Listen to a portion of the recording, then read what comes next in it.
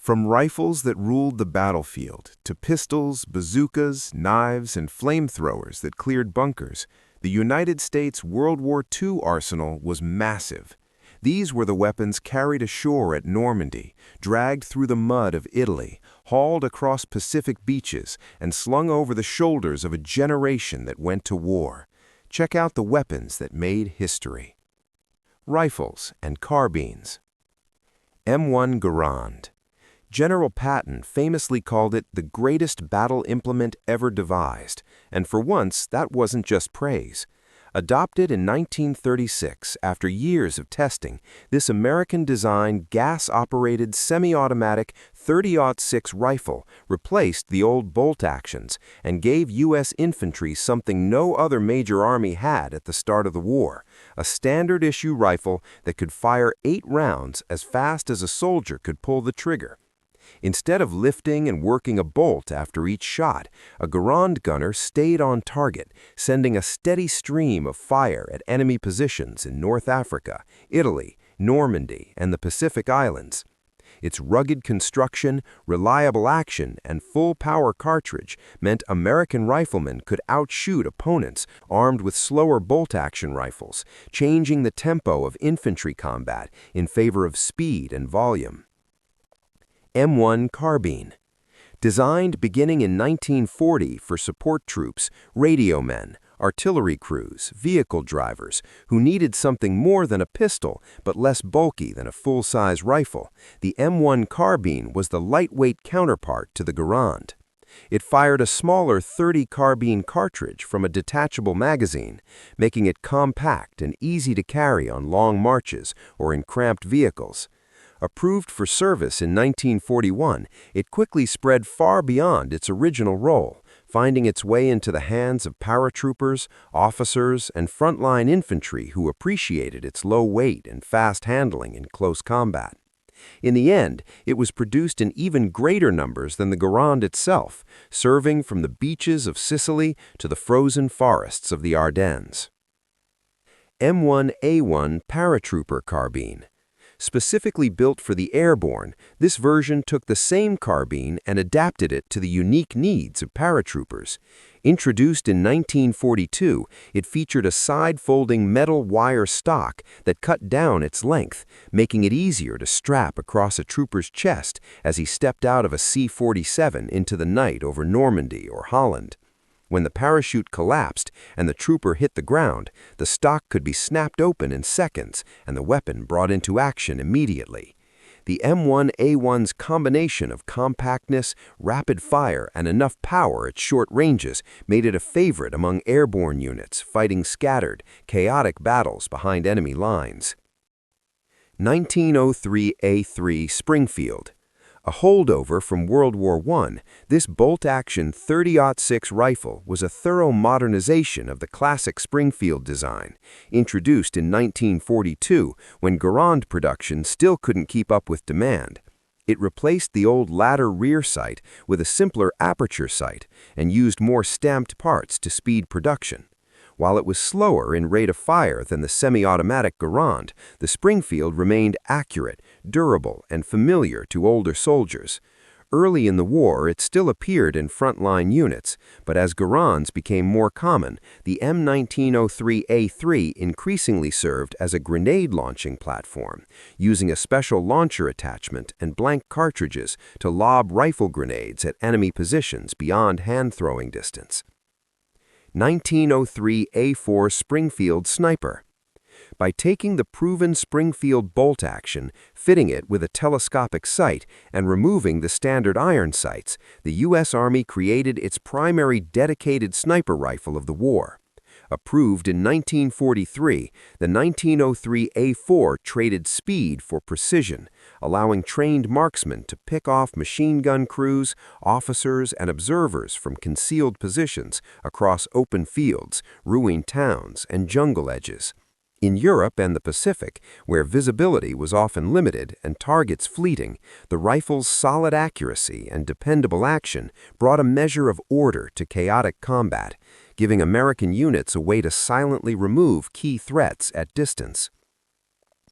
1917 Enfield. This sturdy bolt-action began life as a British design and was modified to fire the American .30-06 cartridge. In World War I, more U.S. doughboys carried the M1917 than the Springfield, and vast stocks remained in depots when the Second World War arrived. Rather than scrap them, the Army dusted them off for training new recruits and equipping rear area guards, freeing newer weapons for the front. Many were also shipped overseas to allies under Lend-Lease, arming forces who desperately needed rifles while American industry ramped up production of newer designs. 1941 Johnson Rifle. The quirky rival to the Garand, the Johnson was developed by a Marine Reserve officer and approved in limited numbers in 1941.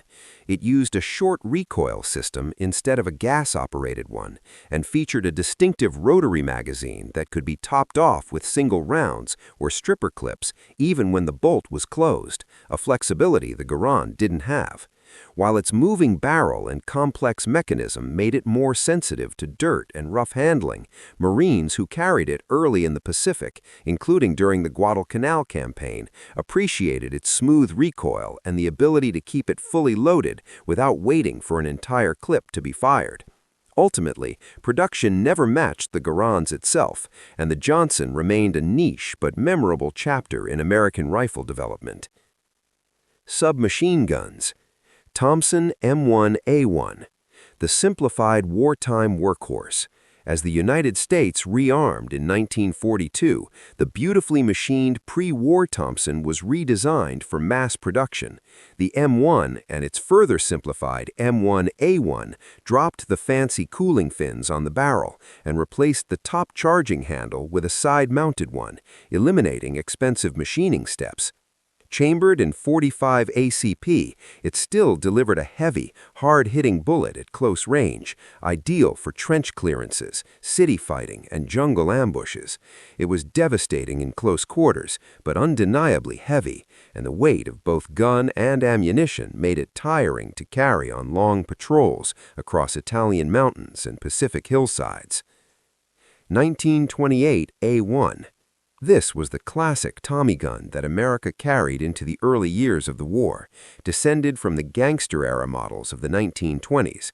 It kept the iconic top-mounted charging handle and a cuts compensator on the barrel to help tame muzzle climb. The 1928 A1 could accept both box magazines and the famous drum magazines, though drums were rarely used in combat due to their complexity and weight. It was expensive, over-engineered, and beautifully made, everything a wartime purchasing officer hated. As the conflict progressed, the 1928 A1 gave way to the cheaper, simpler M1 variants, but it remained an unmistakable symbol of early war American firepower. M3 Grease Gun. Ugly, cheap, and made from stamped steel, the M3 looked more like a mechanic's tool than a precision weapon, which is exactly why soldiers nicknamed it the grease gun. Introduced in 1943 as a low-cost alternative to the Thompson, it was designed from the start for mass production with minimal machining.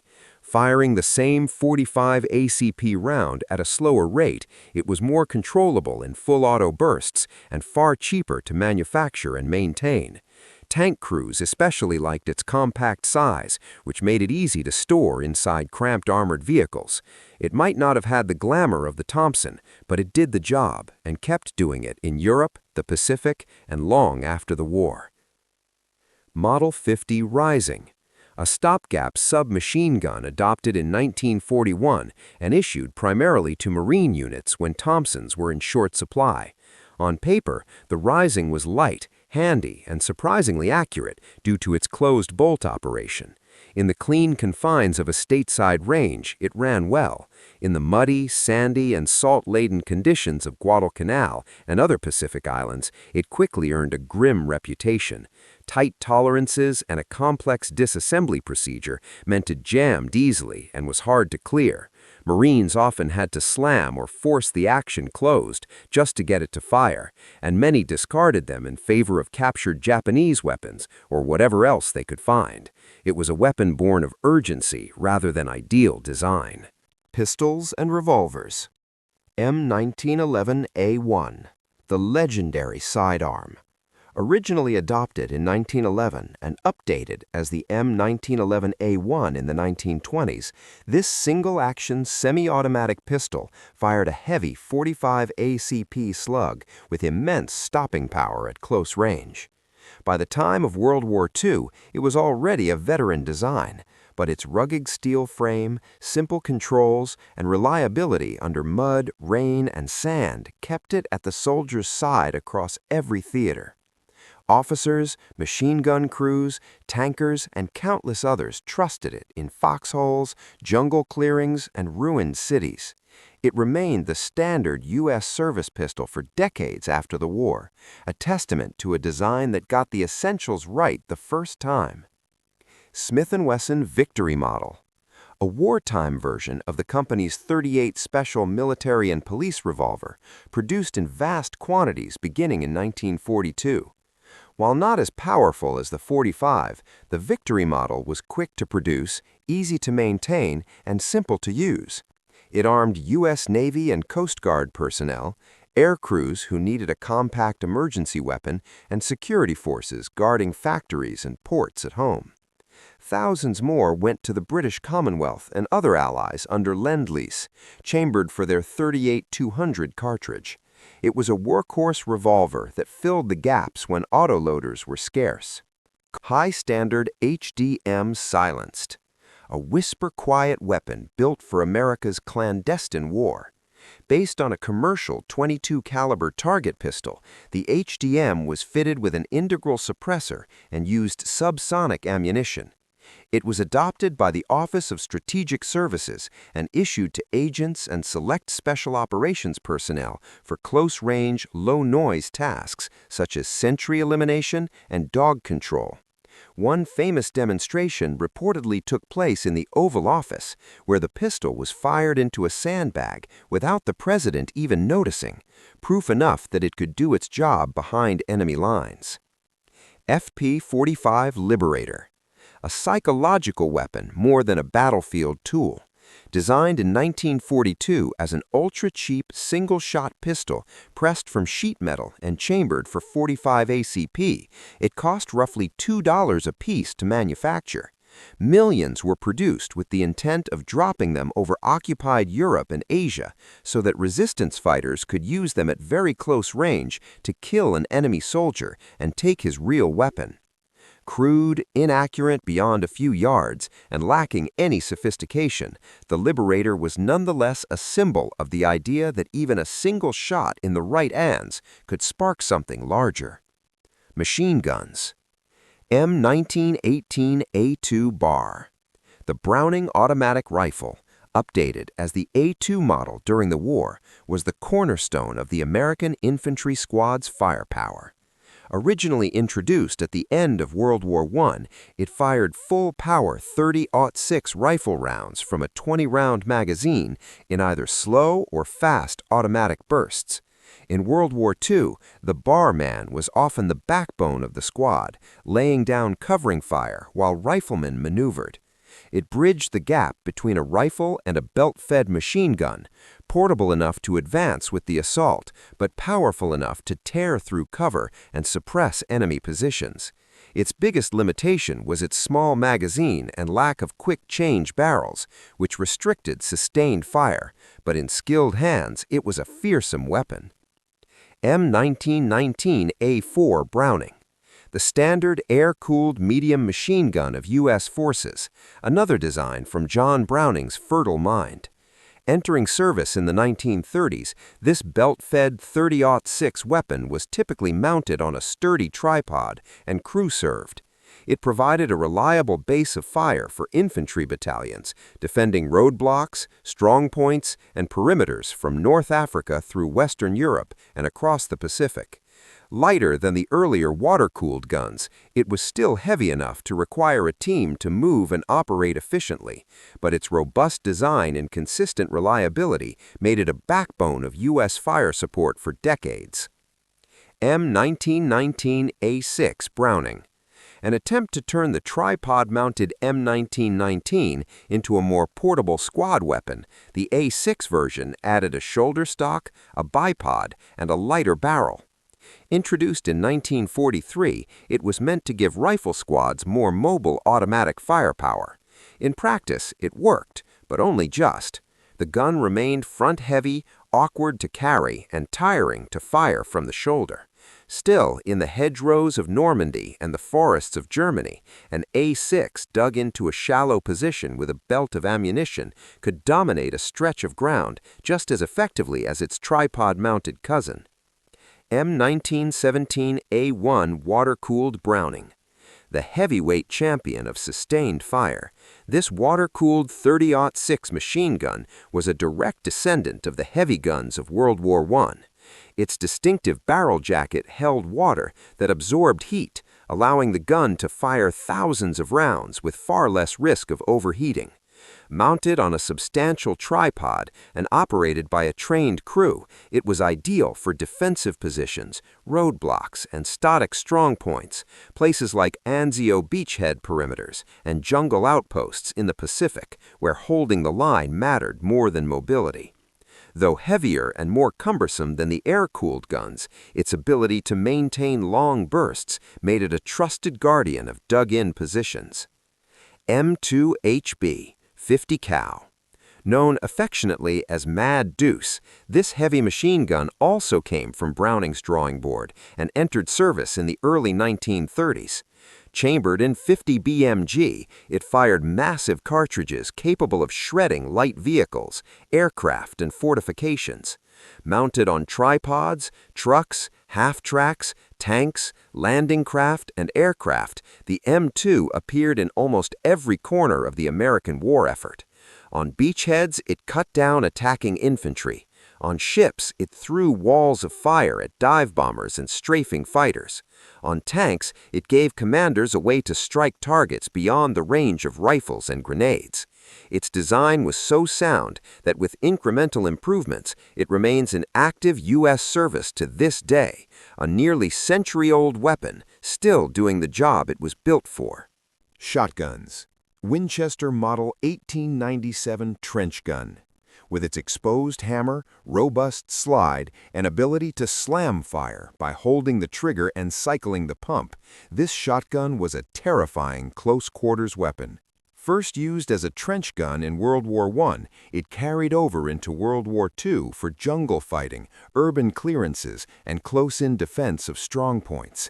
Fitted with a heat shield and bayonet lug, it could blast buckshot down a corridor or over a parapet, doing horrific damage at short range. In trenches on Pacific Islands or tight European villages, the man with a 97 was someone to be feared. Winchester Model 12. The sleek, hammerless evolution of the trench gun, this pump-action shotgun was smoother and more refined in operation.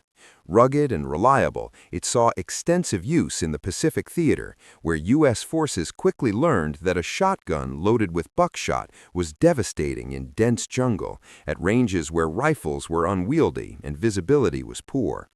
Marines and soldiers clearing bunkers, caves, and tree lines prized the sheer stopping power a single blast could deliver in the claustrophobic, sudden firefights that defined much of the island campaign. Ithaca 37. Introduced just before the war and based on an earlier Browning design, the Ithaca 37 became a favorite among many troops for its bottom ejection design. By ejecting shells downward instead of out the side, it kept dirt out of the action more effectively and made the gun essentially ambidextrous, helpful for left-handed shooters and for those firing from awkward positions. In muddy foxholes, sandy beaches, and dusty roads, that extra protection against fouling translated into reliability when lives depended on the next trigger pull. Stevens 520. Recognizable by its distinctive humpback receiver, this pump-action shotgun was sturdy, simple, and effective. Several variants were produced as riot and trench models, some with heat shields and bayonet mounts. Often seen in the hands of guards and base security personnel, it also accompanied combat troops into the field when needed. Whether guarding a depot in the rear or clearing a farmhouse at the front, the 520 did its job quietly and without much fanfare. Anti-tank and light support. M1A1 Bazooka. A revolutionary for its time, this shoulder-fired rocket launcher gave infantry a fighting chance against tanks and bunkers without dragging heavy guns forward. Developed from 1942 onward and put into combat in North Africa and Italy, it fired a shaped charge warhead that could burn through armor far thicker than any rifle bullet could hope to pierce. A gunner and loader team could set up quickly, fire, and move before the enemy pinpointed their position. The rocket's backblast was powerful and dangerous to anyone standing directly behind it, and early warheads struggled against heavier German armor, but as versions improved, the bazooka became a staple of infantry anti-tank and demolition work. M118 recoilless rifle. Essentially a handheld cannon, the M118 was a 57mm recoilless weapon introduced late in the war. By venting gas out the back of the tube as the projectile left the muzzle, it countered the force of recoil, allowing a soldier to shoulder fire what was essentially an artillery shell. Its rounds could punch into bunkers, fortified positions, and lighter armored vehicles at ranges far beyond hand-thrown explosives. It appeared in the final campaigns in Europe and the Pacific, pointing toward the future of infantry heavy weapons after the war. M1 57mm anti-tank gun. While the designation was American, this crew-served weapon was essentially a license-built version of the British QF 6-pounder. Adopted by the U.S. Army in 1942, it provided infantry units a potent, towable anti-armor capability that could be manhandled into position by its crew. In North Africa, Italy, and Northwest Europe, 57mm guns dug into hedgerows, crossroads, and village edges, waiting for German panzers to rumble into view. Though eventually outmatched by the heaviest enemy tanks, it remained a valuable tool against medium armor and fortified positions. M3 37mm anti-tank gun. By World War II, this small pre-war anti-tank gun was largely obsolete against frontline German armor, earning it nicknames like "pop gun" from frustrated crews. Introduced in 1940, it could still deal with light vehicles and early tanks, but quickly fell behind the armor race in Europe. In the Pacific, however, it found a second life. Japanese tanks were more lightly armored, and the 37mm high-explosive and canister rounds were devastating against bunkers, pillboxes, and tree lines.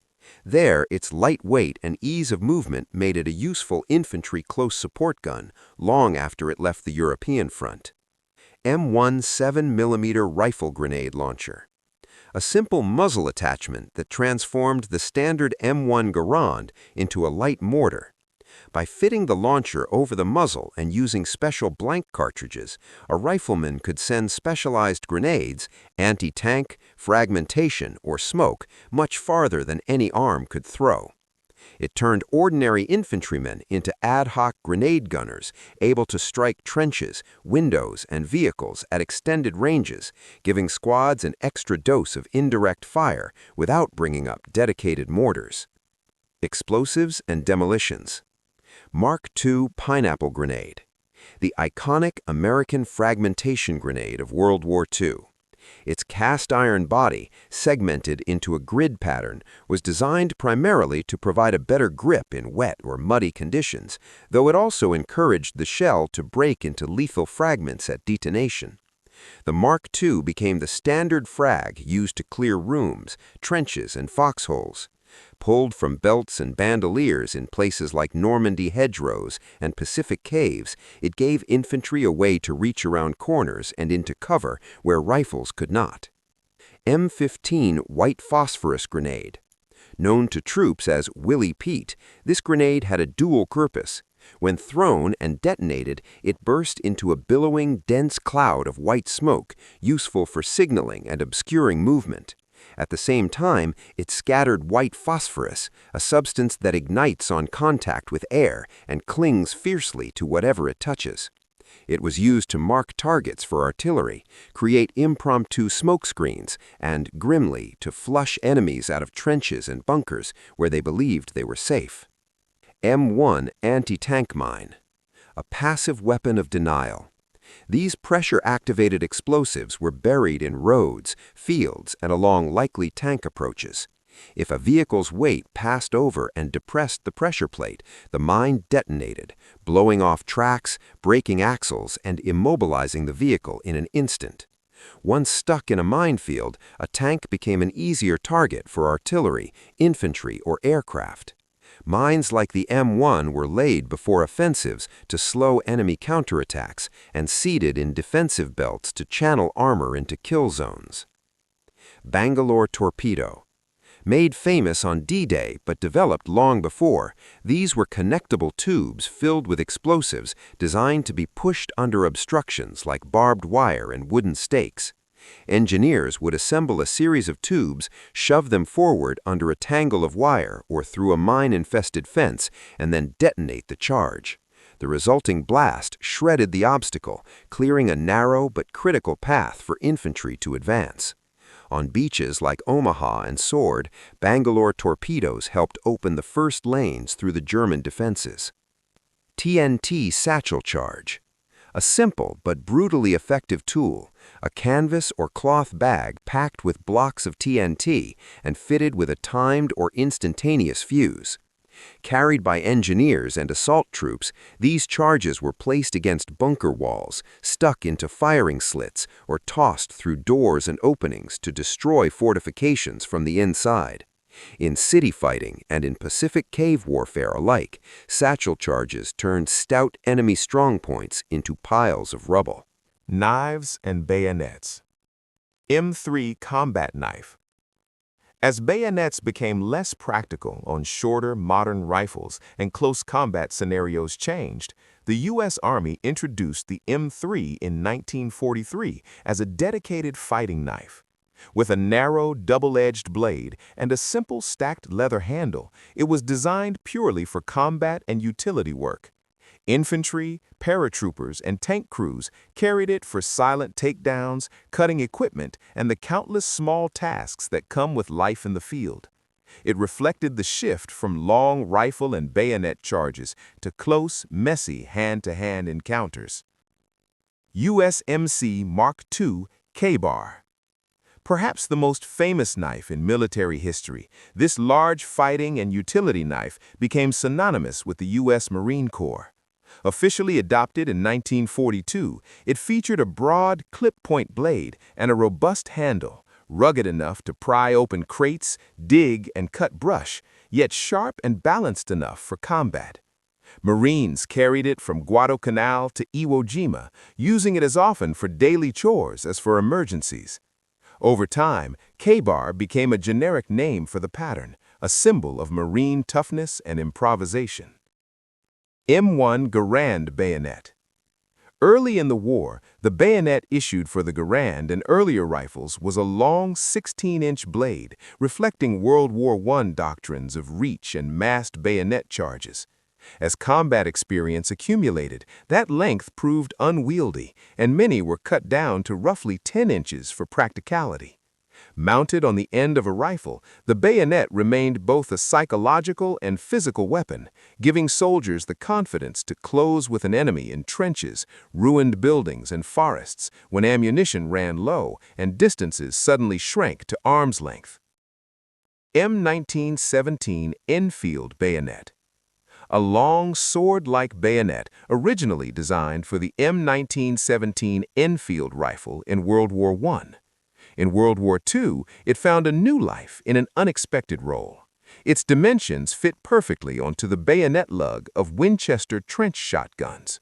That combination of pump shotgun and long blade made for a fearsome close-quarters weapon, especially in jungle fighting and urban clearances, bridging two wars' worth of equipment into a single intimidating package. M1918 Mark I trench knife.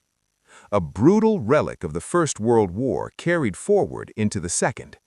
This knife combined a narrow stabbing blade with a heavy brass knuckle guard and a pointed pommel designed as a skull crusher.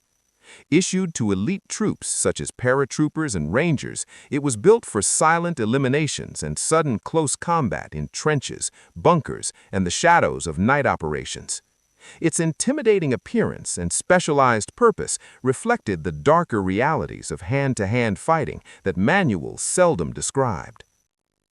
Mortars and Flamethrowers. M2 60mm mortar. The pocket artillery of the infantry company. Introduced just before the war, this light mortar could be broken down into manageable loads and carried by a small team. Once set up behind a ridge, tree line, or wall, it allowed units to drop high explosive or smoke shells onto enemies hiding beyond direct line of sight. In Italy's hills, Normandy's hedgerows, and Pacific jungle clearings, the 60mm mortar gave company commanders a quick, flexible way to respond to enemy fire without waiting for higher-level artillery. M1 81mm mortar. The big brother to the 60mm, this heavier mortar offered significantly more range and explosive power.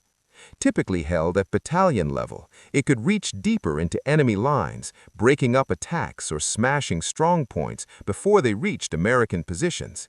Its bombs tore apart dug-in troops, wrecked machine gun nests, and disrupted counterattacks in places like Monte Cassino, the Hurtgen Forest, and Okinawa.